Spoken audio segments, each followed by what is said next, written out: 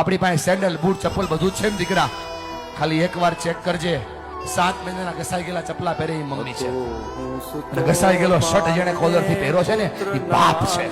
તમને ફરક પડે કે ના પડે, એમને ફરક પડે છે.